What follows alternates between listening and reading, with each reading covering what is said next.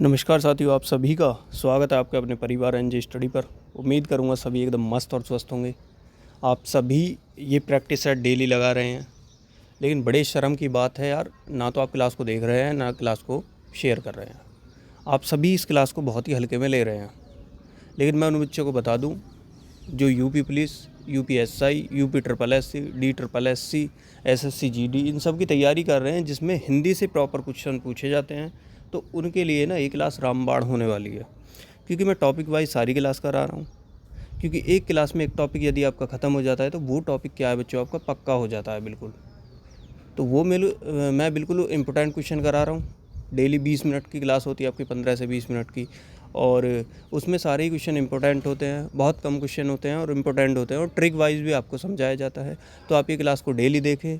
आपसे मेरी humble request है, जिन बच्चों ने चैनल को सब्सक्राइब नहीं किया, चैनल को एक बार सब्सक्राइब ज़रूर कर लेंगे और बेल आइकन ऑल पर क्लिक कर लें, जिससे हमारे क्लास के नोटिफिकेशन आप तक टाइम से टाइम पहुंचते रहें। क्योंकि बच्चों मेरे को भी बहुत सारा काम होता है, अभी क्लास की कोई फिक्स टाइमिंग नहीं है कि उस टाइम क्लास आएगी, है ना। तो आप चैनल को सब्सक्राइब करके बेल आइकन ऑल पर क्लिक कर लें। जैसे ही मैं क्लास को अपलोड करूँगा तुरंत आपके पास नोटिफिकेशन सीधा का सीधा पहुँच जाएगा। चलो, आज का जो टॉपिक रहेगा वो रहेगा समास। जितने इंपॉर्टेंट क्वेश्चन बन सकते हैं आप देख सकते हैं। प्रीवियस ईयर क्वेश्चन है, हर क्वेश्चन प्रीवियस ईयर क्वेश्चन मिलेगा जो बार बार एग्जाम में पूछा गया है। तो फटाफट से लाइक करेंगे एक बार ठोक के। और यदि आप किसी और चैनल पर किसी और टॉपिक पर क्लास चाहते हैं तो उसके लिए भी आप मेरे को कमेंट कर सकते हैं। चलो देखो, इनमें से अव्ययभावी, तत्पुरुष, कर्मधारय, दंत और द्विगु समास कौन कौन से हैं। ऑप्शन आपके सामने हैं: सज्जन, पसेरी, हरिवंश, बेरहम, पाकेटमार। तो इनमें से कौन कौन सा है समास, उसको आपको क्रम में लिखना है बिल्कुल। जैसे सबसे पहले अव्ययभावी। ऑप्शन आपका दिया हुआ है यहाँ DEACB, ऑप्शन बी। ठीक है, ये दिया हुआ है। देखो, अव्ययभावी समास कौन सा दे रखा है बच्चों इन्होंने, वो दे रखा है डी, बेरहम। ठीक है, उसके बाद बच्चों इन्होंने तत्पुरुष समास का जो उदाहरण दिया है, तत्पुरुष, वो दिया है पाकेट मार, पाकेट को मारने वाला। तत्पुरुष समास वो होता है बच्चों जिसमें का, की, को, ये सब आते हैं ना।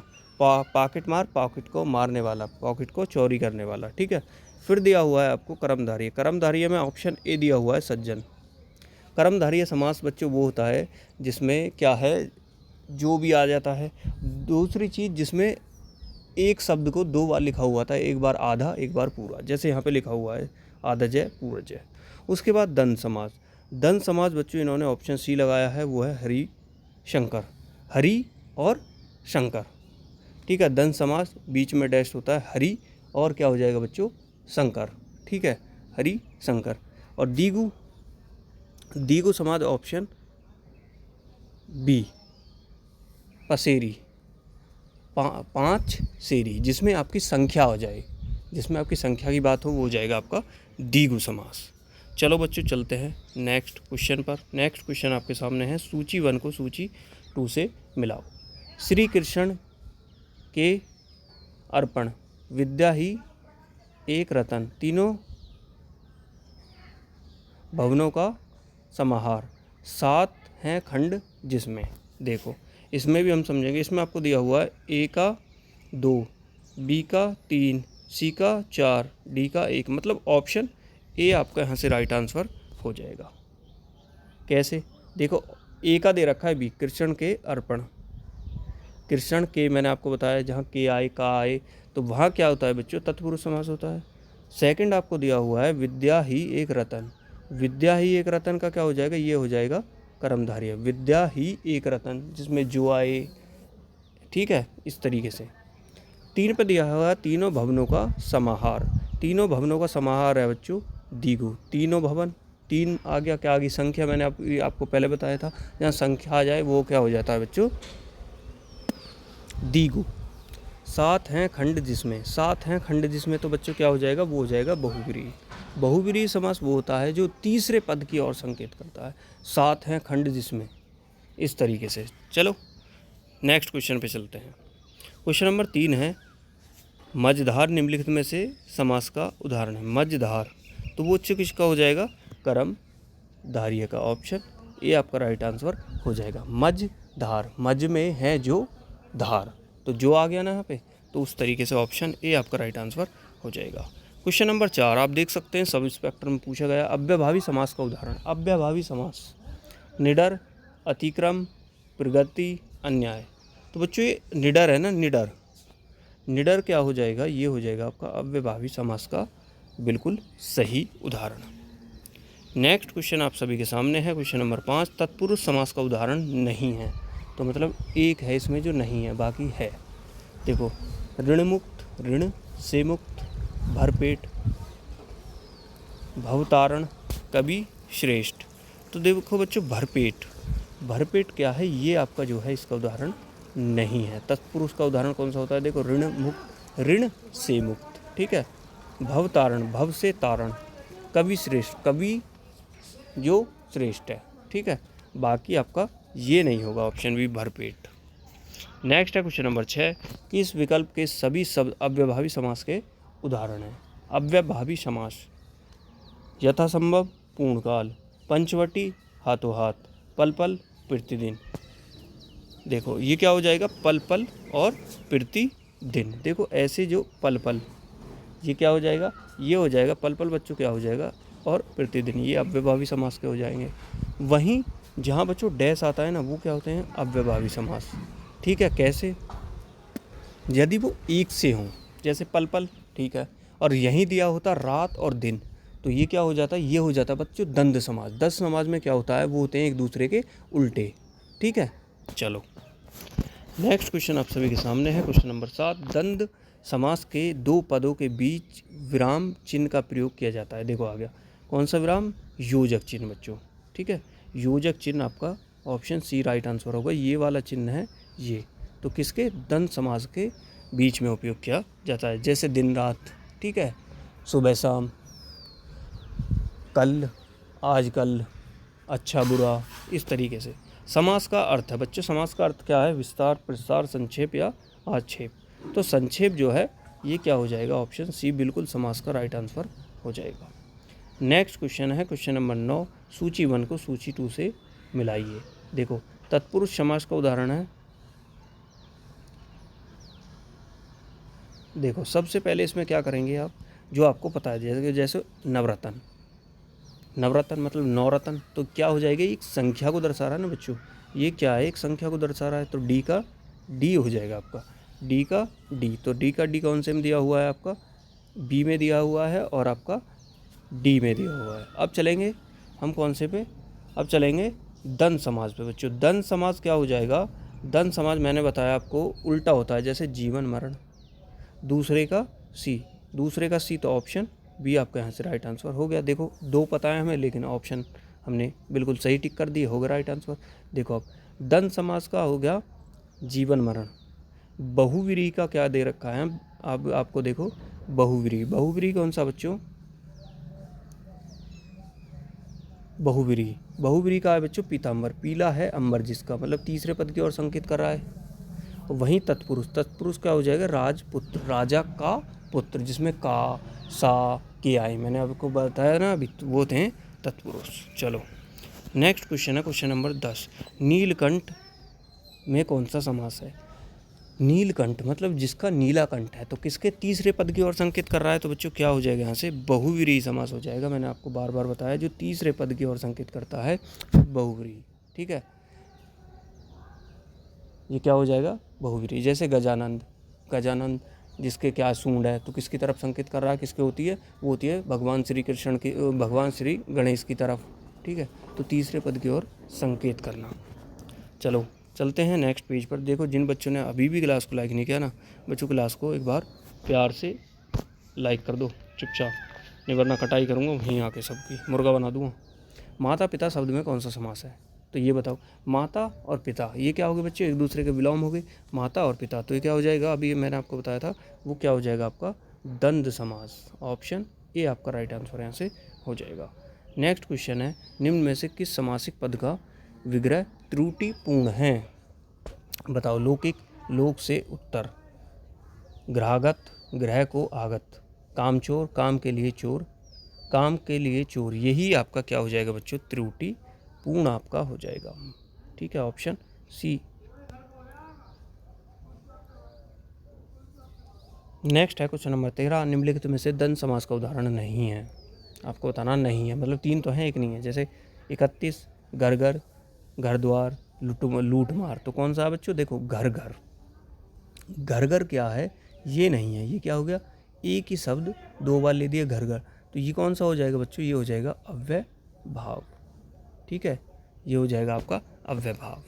नेक्स्ट है लोह पुरुष। इस समस्तिक पद को उचित लिखिए। लोह पुरुष, ये क्या हो जाएगा बच्चों? लोहे के समान पुरुष। लोहे के समान पुरुष। ऑप्शन डी आपका यहाँ से राइट आंसर हो जाएगा।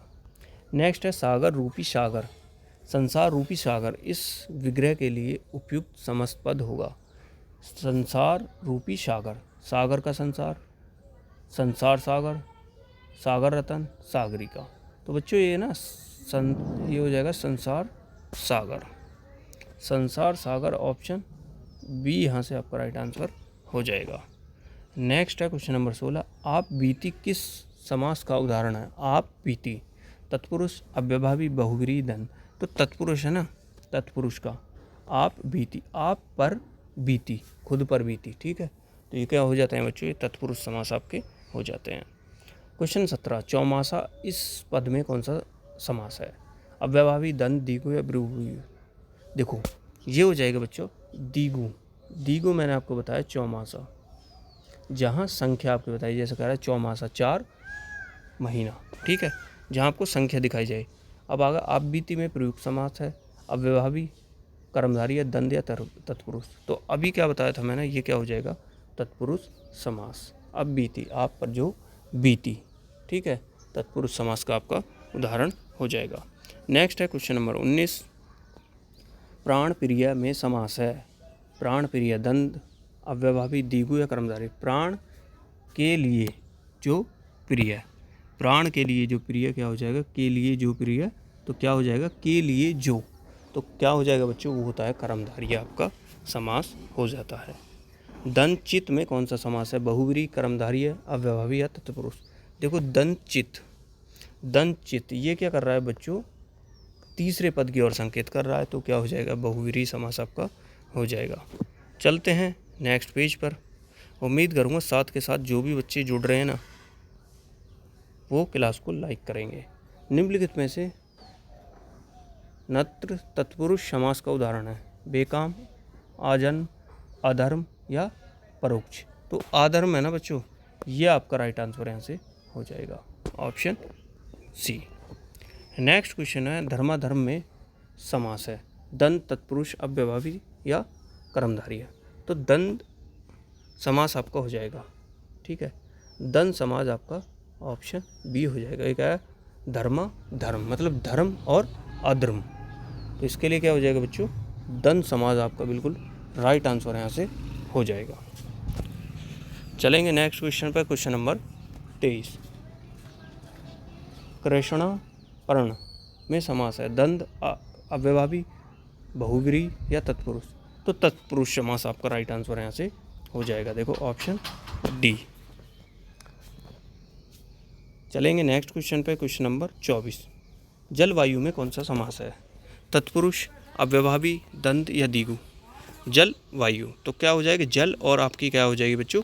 वायु। जल और क्या हो जाएगी? आपकी वायु। तो ये क्या हो जाएगा? आपका द्वंद्व समास आपका हो जाएगा, क्योंकि ये एक दूसरे के उल्टे हो रहे हैं बच्चों यहाँ पे। निम्नलिखित में से बहुव्रीहि समास का उदाहरण नहीं है। पंचानन, चक्रापाणी, नीलकंठ, त्रिवेणी। तो बहुव्रीहि मतलब तीसरे पद की ओर संकेत कर रहा है, तो बच्चों त्रिवेणी।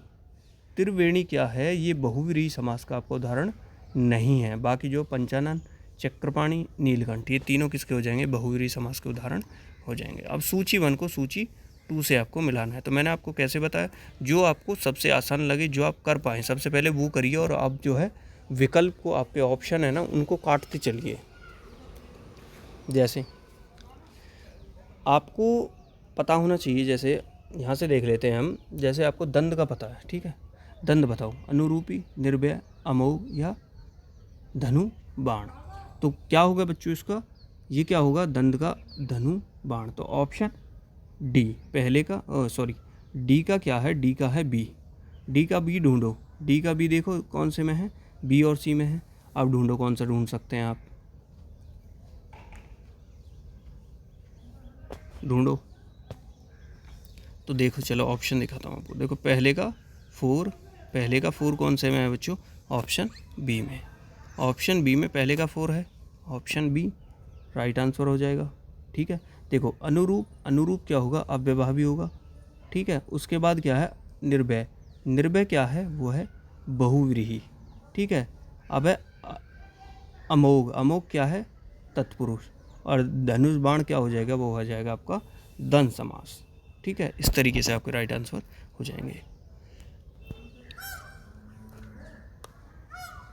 क्वेश्चन 27, जिसके पास दूसरा नहीं है, कौन सा समासपद होगा, आदित्य, दैत्य, द्वापर या अपूर्ण। तो द्वितीय, आदित्य क्या हो जाएगा, ये हो जाएगा ऑप्शन ए आपका राइट आंसर यहाँ से हो जाएगा। नेक्स्ट है धीरे धीरे में कौन सा समास है, अभी आपको मैंने बताया, वो क्या हो जाएगा, कर्मधारी है, तन दीर्घ या अव्ययभावी। तो अव्ययभावी हो जाएगा बच्चों, एक शब्द को 2 बार लिखा जा रहा है, तो अव्ययभावी समास हो जाएगा, ऑप्शन डी यहाँ से आपका राइट आंसर हो जाएगा। नेक्स्ट है परोक्ष में निहित समास है, परोक्ष में तत्पुरुष, अव्ययभावी, कर्मधारी है, बहुव्रीहि। परोक्ष, परोक्ष क्या क्या हो जाएगा बच्चों, अव्ययभावी आपका राइट आंसर यहाँ से हो जाएगा। ठीक है, परोक्ष। नेक्स्ट क्वेश्चन जो कि आज का आपका आखिरी क्वेश्चन होगा, क्वेश्चन नंबर 3, द्वंद्व समास के 2 पदों के बीच योजक चिन्ह का प्रयोग किया जाता है, बिल्कुल सही बात है।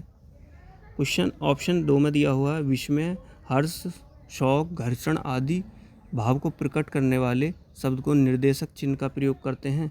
ये मेरे हिसाब से गलत हो जाएगा बच्चों। हाँ बिल्कुल सही है, क्योंकि निर्देशक चिन्ह का उपयोग हम इसमें नहीं करते हैं बच्चों।